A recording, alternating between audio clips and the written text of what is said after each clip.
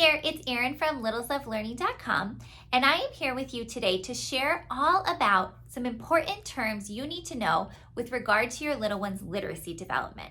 So if you're a teacher in the classroom or you're a parent at home, you need to know and understand these terms so that you can help your little one become a strong reader. The three terms we're going to focus on today are phonological awareness, phonemic awareness, and phonics. They all start with the same sound. They're all spelled with PH, and it can be a little confusing trying to keep them straight. So we are going to talk about what each word means and how that impacts your little one's reading development. It is so important that you understand these terms if you want to raise a strong reader. So let's get started. Before we dive into the terms, let's go over a few definitions. Phoneme is the smallest unit of sound of our language. So when a word is broken up into its phonemes, it's broken up to its smallest individual sounds. For example, the word cat has 3 phonemes: k, a, t, cat. Those individual sounds are the phonemes. The other definition I want you to know is grapheme. That's the written representation of a sound. So for example, for the sound t, we spell it with the letter T. This is the grapheme. It's the printed letter that we use to spell the sound. So keep those definitions in mind as we move forward. Phonological awareness is the ability to hear and manipulate the sounds in a spoken language. Now, you may have heard phonological awareness referred to as an umbrella term. That just means that it's a really big category. Being able to hear and manipulate the sounds in a spoken language, that's a really big category. And underneath there are subcategories under the umbrella. So I made this graphic so that you could see our phonological awareness umbrella, and then we have our subcategories over here. When we are doing these activities, which are all done orally, we want our little ones to be able to hear the sounds in our language of different types of sounds. So we want them to work on hearing words, which is word awareness. And then we want them to hear the different syllables that make up a word, and syllable awareness.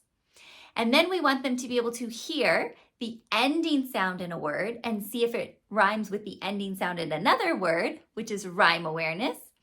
And then we get all the way down to the bottom, the smallest individual sounds in a word, phonemes, like we talked about earlier, is phonemic awareness.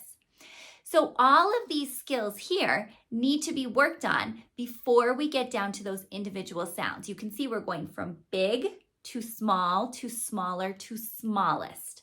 Once we get down to the smallest, the phonemes, the individual sounds in spoken words, we have a lot of different activities to do, which are listed over here, sort of like steps going up. Because phonemic awareness, which is another definition we want to talk about, is being able to hear and manipulate the individual sounds in spoken words, the individual phonemes. That's why it's phonemic awareness. So within phonemic awareness, we want our little ones to be able to do lots of things. We want them to be able to isolate individual phonemes. We usually start with the beginning sound in a word, the ending sound in a word, and then we can do those middle sounds.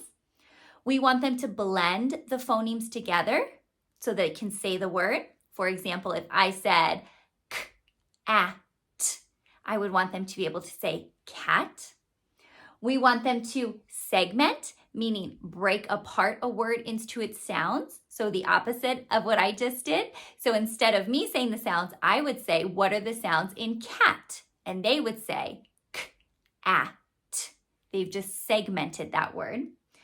Then we have some phoneme manipulation activities: addition, deletion, and substitution. These are really complex. Addition is when we're asking little ones to add a sound to a word. Deletion is when we're asking them to take a sound away from a word. And then substitution, that's when we're asking them to take a sound away and add a new sound, substitute a sound in there. So phonemic awareness has a lot of skills that go from more simple to more complex. All of this right here is working on hearing and manipulating the sounds in spoken language, but it's just done at different levels. You start with words, go to syllables, rhymes, and then down to the individual phonemes, phonemic awareness. All of this so far has been done orally. So even if your little one doesn't know the names of the letters yet, they can still work on all of these activities. In fact, I encourage you to start here. This is where you want to begin. But there's one more definition we want to talk about today, phonics. So what is phonics? Phonics is when we put printed letters to the speech sounds. This is when we're introducing the printed letters.